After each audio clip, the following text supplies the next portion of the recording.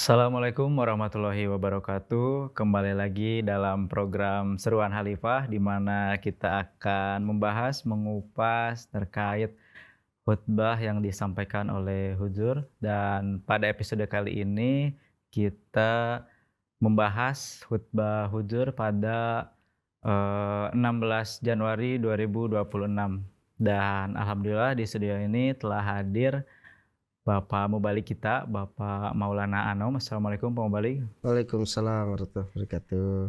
Oke Pak Mubalik, pemirsa MTA dimanapun berada, terkait dengan yang disampaikan oleh Huzur pada khutbah Jumat tanggal 16 Januari ini, eh, masih membahas tentang kecintaan terhadap eh, Rasulullah terhadap Allah Ta'ala gitu Pak.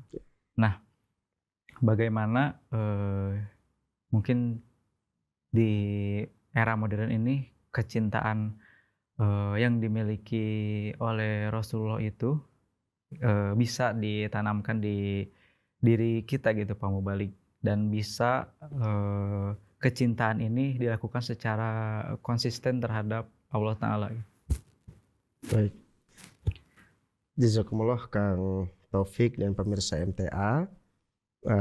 Khutbah Huzur menjelaskan dengan sangat mendalam sekali tentang kecintaan Nabi Muhammad SAW kepada Allah Ta'ala, yang kecintaan itu teraplikasi atau diaplikasikan dalam bentuk ibadah yang namanya sholat. Jadi bagaimana Nabi Muhammad SAW itu mempraktekkan bentuk sholat yang betul-betul tidak main-main, gitu ya. Hingga Nabi Muhammad SAW sakit pun, ketika beliau sakitnya bukan sakit biasa, tapi beliau sudah pingsan berkali-kali, gitu ya. Beliau pingsan, sadar, pingsan lagi, sadar lagi. Ketika waktu panggilan sholat, badan beliau merasa sangat lemah, ya. Beliau meminta kepada Hadrat Abu Bakar untuk memimpin sholat itu. Tapi ketika saat itu juga badan beliau terasa segar sedikit, beliau minta dipapah oleh dua orang sahabatnya, tetap ikut dalam sholat berjamaah ya di sisi Hadrat Abu Bakar As-Siddiq radhiyallahu an.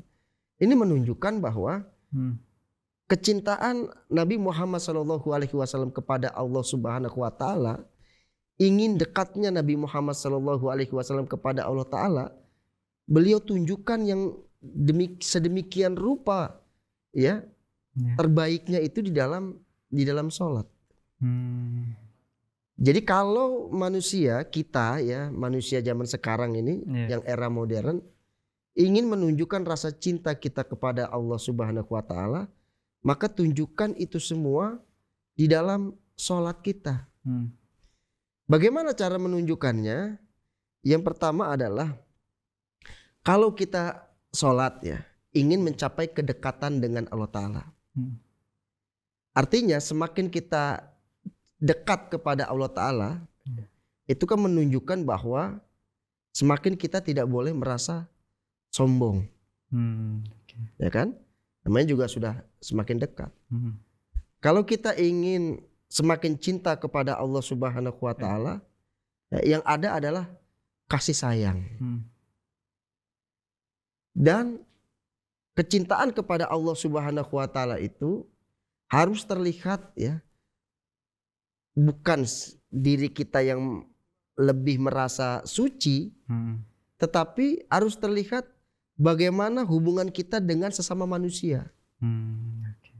Kalau sesama manusia kita itu baik, maka ibadah yang kita lakukan kepada Allah Ta'ala, hubungan yang kita lakukan kepada Allah Subhanahu Wa Ta'ala itu pun menjadi hubungan yang baik, menjadi hubungan yang diterima. Ya, luluslah kita melakukan ibadah itu, bahwa ibadah itu memang kita lakukan demi Allah Ta'ala, bukan demi kita. Kalau ibadah perbuatan baik itu kita lakukan demi kita, maka yang ada apa? Kita akan tinggi hati. Kita akan jadi sombong, merasa diri kita lebih hebat dari orang lain. Punya harta sedikit kita bersedekah, niatnya memang bukan karena Tuhan memerintahkan kita untuk bersedekah. Kalau kita bersedekah berarti kita punya hubungan yang khas dengan Tuhan, tidak. Iya. Tapi supaya kita dipuji oleh orang lain yang menerima sumbangan kita. Kalau tidak dipuji, kita marah, gitu kan. Nah, itu contoh-contoh kedekatan kepada Allah Ta'ala yang tidak diterima oleh Allah Subhanahu wa Ta'ala. Ya. Kalau ingin dekat dengan Allah Ta'ala melalui resep-resep dari Nabi Muhammad SAW, melalui ibadah-ibadah itu, harus juga dilakukan, didasari dengan cara-cara yang benar, agar apa yang kita lakukan itu sampai kepada Allah Subhanahu wa Ta'ala. Masya Allah, luar biasa Pak. Oke, mungkin ini ya Pak, saya pengen tahu juga sih Pak, bagaimana nih di dalam ibadah itu, terutama ibadah sholat ya Pak Mubalik, kita menanamkan kecintaan, artinya kita bertemu dengan sholat, bertemu dengan sosok Allah Ta'ala. Nah, bagaimana kita cara memulai mungkin menghadirkan sosok Allah Ta'ala ketika kita sholat di hadapan kita gitu Pak Mubalik. Baik. Bagaimana agar terasa bahwa Allah Subhanahu wa Ta'ala ada di hadapan kita ketika sholat. Nah, yang biasanya terjadi gimana kalau kita sholat? Lebih banyak kita mungkin mengingat perkara-perkara keduniaan. Nah, perlu kita sadari ya, bahwa ketika kita sholat itu niat di dalam hati kita kan ingin terhubung kepada Allah Ta'ala. Tetapi terkadang kenapa ya, kok kita sulit sekali terhubung dengan Allah Ta'ala. Kok terhubungnya ke dunia lagi, ke dunia lagi. Gitu ya, sudah Allahu Akbar, baru baca Al-Fatihah. Terhubungnya ingat jemuran yang belum diangkat. Gitu kan. Ingat, oh abis ini mau ketemuan sama klien di mana gitu ya. Kok kenapa dunia lagi yang teringat di dalam otak kita? Sulit sekali. Nah, itu memang perkara yang sulit pada zaman ini. Karena zaman ini zaman yang dengan dunia itu begitu dekat. Dan dengan Tuhan itu agak lumayan jauh gitu ya. Nah, ini kenapa bisa terjadi? Karena ini secara analoginya ya, secara mungkin keilmuannya, otak kita itu biasa biasa dengan peristiwa-peristiwa keduniaan. Yang sekolah ya belajar di sekolah, nanti pulang lagi ketemu orang tuanya, yang bekerja pun begitu, biasa dengan rutinitas dunia. Tidak biasa terhubung kepada Allah Ta'ala. Jadinya ketika 24 jam seharian kita biasa bergumul, berpikir, berbicara, bertindak tentang dunia, ketika kita sholat, otak kita ini kan kita ajak untuk berhubungan kepada Tuhan. Ruh kita berhubungan kepada Tuhan. Nah, otak kita itu nolak. Karena tidak biasa. Kata otak kita, jangan ke sana. Kan biasanya ke sini. Jangan kepada Allah. Kan biasanya kepada dunia. Itu yang terjadi. Karena tidak biasanya keseharian kita berhubungan kepada Allah, ketika kita sholat, otak kita sendiri menolak. Bukan ke sana arahnya, tapi ke sini arahnya. Bukan kepada Tuhan arahnya, tapi kepada perkara dunia arahnya. Nah, maka bagaimana caranya? Cara yang paling mudah adalah kita harus melakukan hubungan dengan Allah Ta'ala ini secara dawam di dunia ini. Bukan saja di sholat. Misalnya kita bangun tidur, baca doa, terhubung dengan Tuhan tuh. Ya kan? Sholat subuh, terhubung lagi dengan Tuhan. Ya kita mau mandi, masuk ke kamar mandi, baca lagi doa masuk kamar mandi. Nanti mau makan, baca lagi doa. Selesai makan, baca doa. Mau keluar rumah, baca doa. Mau nyalain kendaraan, baca doa, nyalakan kendaraan. Mau belajar, baca doa belajar. Kalau dalam keseharian kita ini doa, berarti dalam keseharian ini kita terhubung kepada Tuhan. Nanti ketika kita sholat, Allahu Akbar, otak kita tidak akan menyangkal itu. Tidak akan memaksa kita untuk mengarahkan kepada dunia. Karena dia sudah kenal. Oh iya, memang Tuhan saya ini, badan saya ini terbiasa berhubungan dengan Allah Ta'ala. Jadi ketika dibawa kepada Allah Ta'ala, dia tidak menolak. Tapi kalau tidak dibawa kepada Allah Ta'ala dalam keseharian, ketika sholat, sinyal itu dikirim untuk menolak. Jangan ke sana gitu ya. Jangan sebut-sebut nama Tuhan, karena biasanya kamu nggak pernah sebut nama Tuhan. Nah kalau ini terus terjadi dalam kehidupan kita, maka tentu ini menjadi sebuah ibadah yang hampa, yang kosong gitu. Nah itu supaya ibadah sholat kita terhubung kepada Allah Ta'ala, maka ikuti Nabi Muhammad SAW. Beliau menghiasi seluruh hidupnya 24 jam dengan menyebut-nyebut nama Allah Ta'ala. Maka tidak asing lagi ya kita tidak heran lagi melihat kalau dalam sholat Nabi Muhammad SAW itu ibarat apa digambarkan oleh sahabat itu seperti periuk yang mendidih gitu ya. Periuk yang ada airnya mendidih plutup. Begitu juga sholat Nabi Muhammad SAW penuh dengan tangisan. Karena apa? Bentuk keruhanian, kedekatan Nabi Muhammad SAW kepada Allah Ta'ala. Apakah Nabi Muhammad SAW dapat sedemikian rupa dekat dengan Tuhan hanya dalam sholat? Kan tidak. Tapi dalam 24 jam keseharian beliau dekatkan diri beliau kepada Allah Ta'ala. Masya Allah, luar biasa sekali ya Pak Mubalik.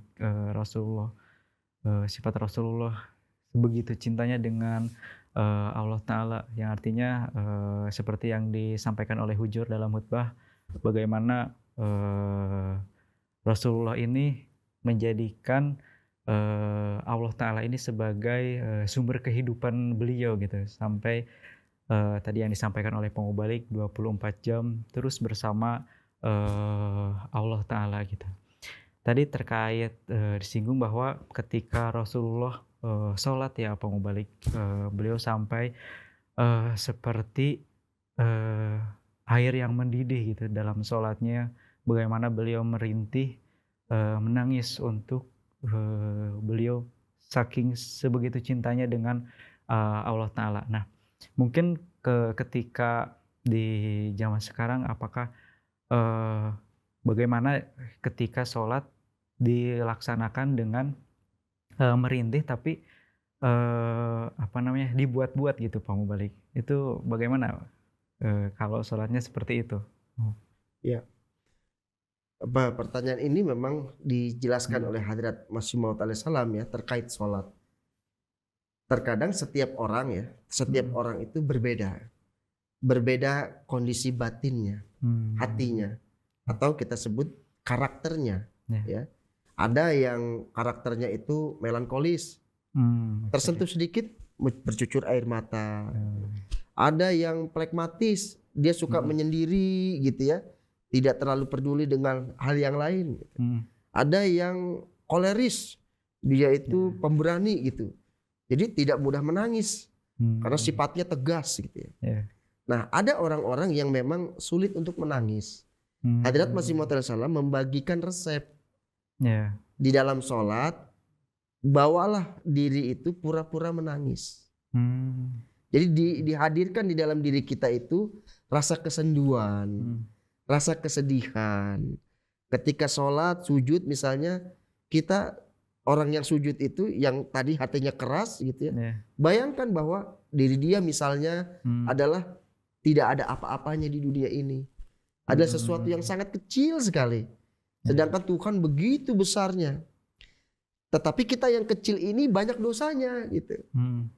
Kalau kita yang kecil ini tidak berdaya, banyak dosanya, nanti kita jadi apa di akhirat? Gitu. Nah ciptakan itu sehingga kita merasa bahwa aduh kita butuh Tuhan itu. Kita butuh kasih sayang Tuhan. Kita butuh belayan lembut dari Tuhan. Butuh rahmat, butuh syafaat Allah Ta'ala. Agar kita bisa selamat bukan hanya di dunia ini. Tetapi di akhirat kelak. Jadi kebiasaan untuk membiasakan diri untuk mencoba menangis. Atau tadi pura-pura menangis. Itu merupakan salah satu resep yang diberikan oleh Hadrat Masih Maud alaihissalam. Karena jangan sampai di dalam sholat kita itu kering, tidak ada tangisan. Karena sunnah Nabi Muhammad SAW tadi yang disebutkan oleh Kang Taufik ya. Nabi Muhammad SAW itu seringkali didapati oleh para sahabat itu dalam kondisi seperti periuk yang mendidih. Yang ada airnya yang bergejolak. Berarti ada tangisan di sana. Ada kedekatan kepada Allah Ta'ala. Jangan sampai sholat kita kering, tidak ada tangisan kepada Allah Subhanahu wa taala. Masya Allah, luar biasa sekali ya Pak Mubalik terkait ibadahnya Rasulullah sampai sebegitunya gitu ya.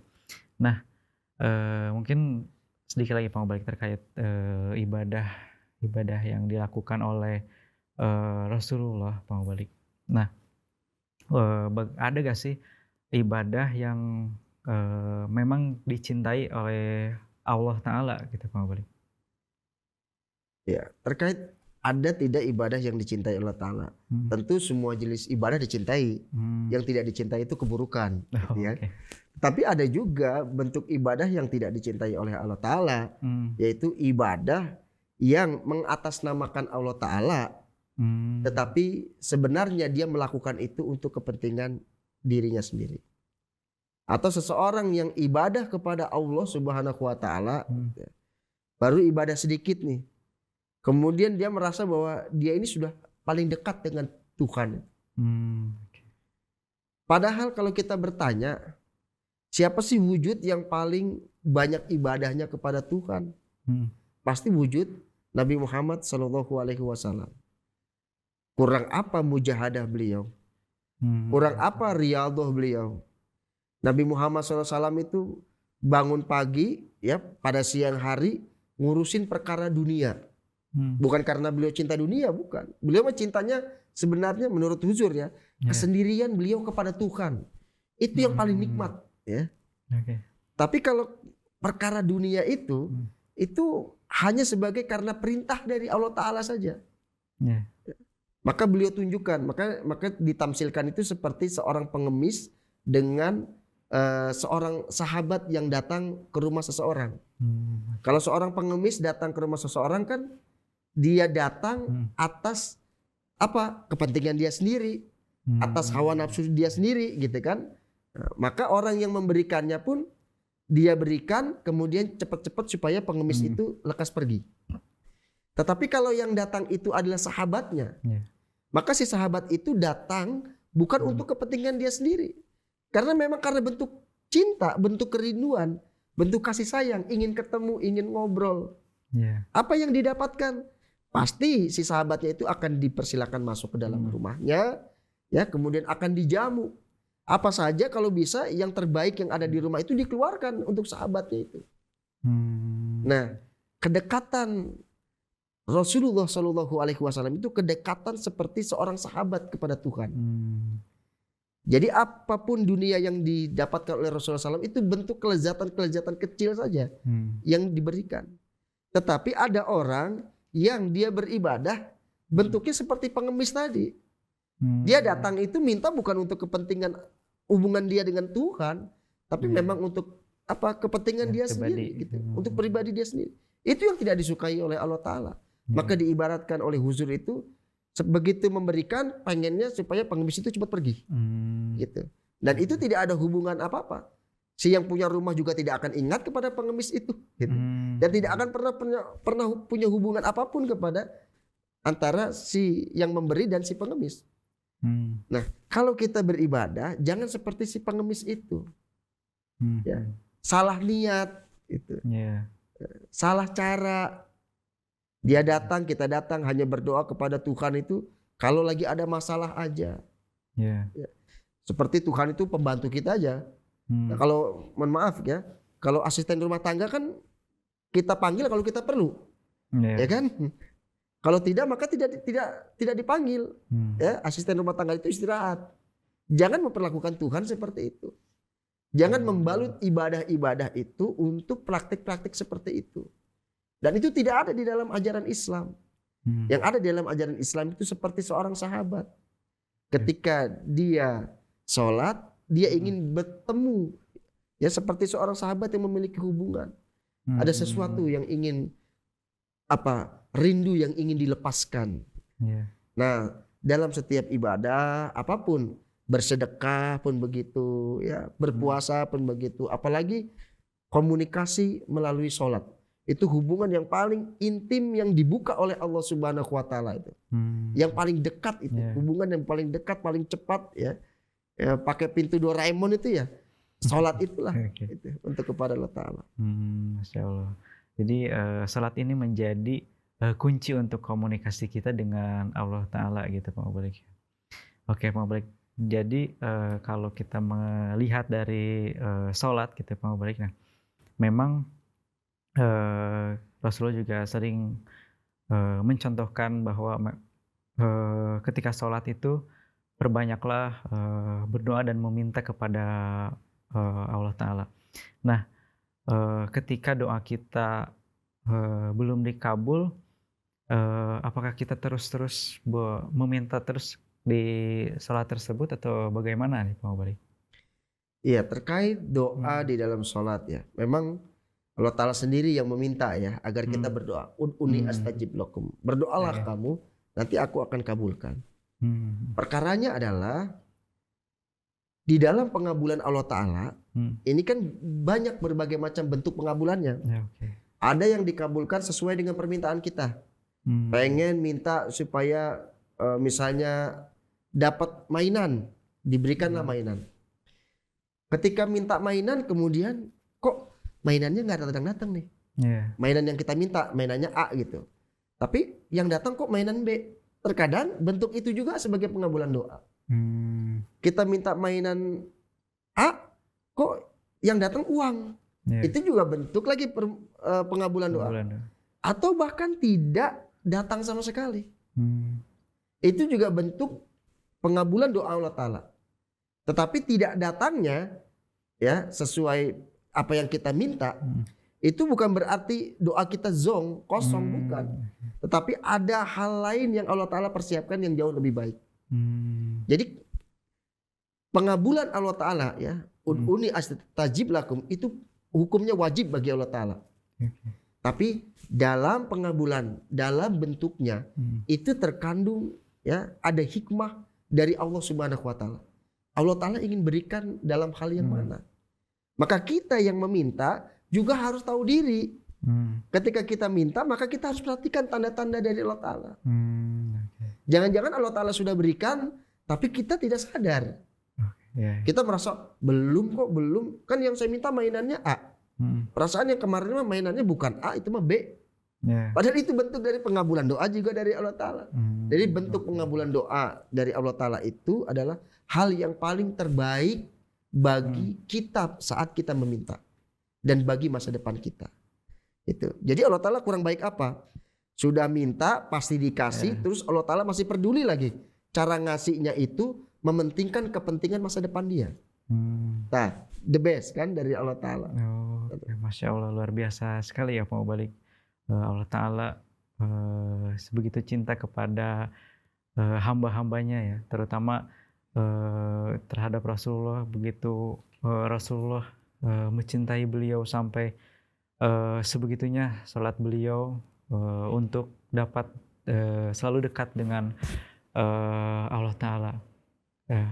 Baik pemirsa MTA dimanapun berada, mungkin itu saja episode Seruan Khalifah kali ini.